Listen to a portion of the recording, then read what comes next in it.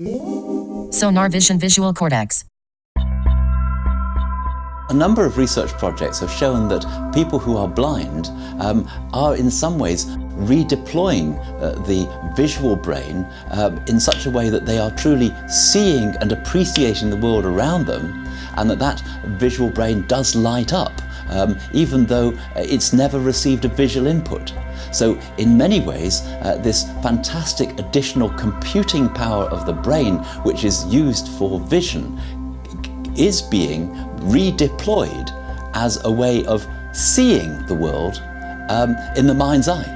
Our version of echolocation, if you will, flash sonar, means that a flash of sound, in our case, a flash of energy, is used to solicit echoes from the environment that are then used for navigation.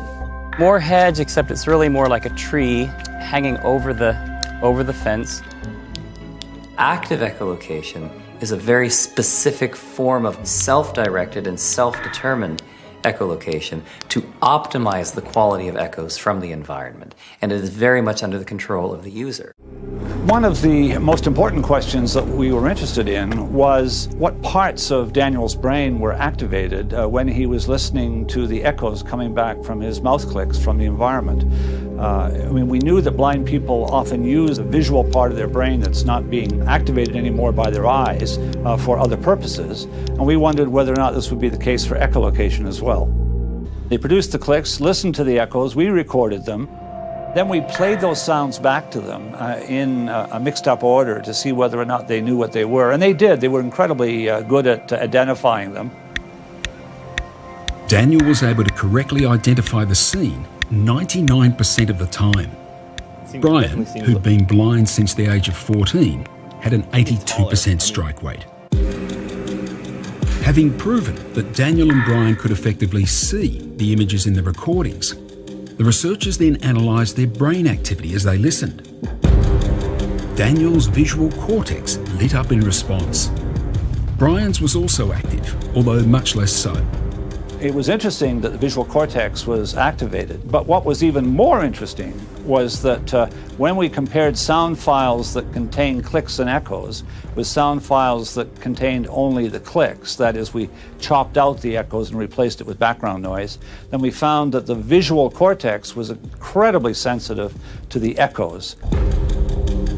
Normal sounds didn't have the same increased effect on the visual system. It seems there was something special about the click and echo combination that was feeding the spatial information directly into an area of the visual system known as V1.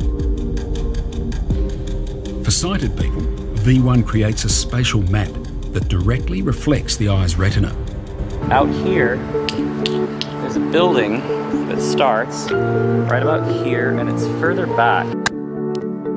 That would help explain how Daniel can extract enough spatial information from the sound waves to identify large objects around him. There's a gap between this tree and the car, and then this tree is kind of, in fact, I want to make it, it's almost on top of the car.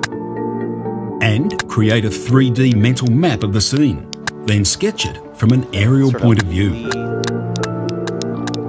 I think echolocation is redefining our sense of what it means to be visual cortex. A better description might be spatial cortex, that is, cortex that's exquisitely tuned to the spatial layout of the world. My visual cortex is responding the way a visual cortex does when presented with information from which it can extract an image. It's doing its job.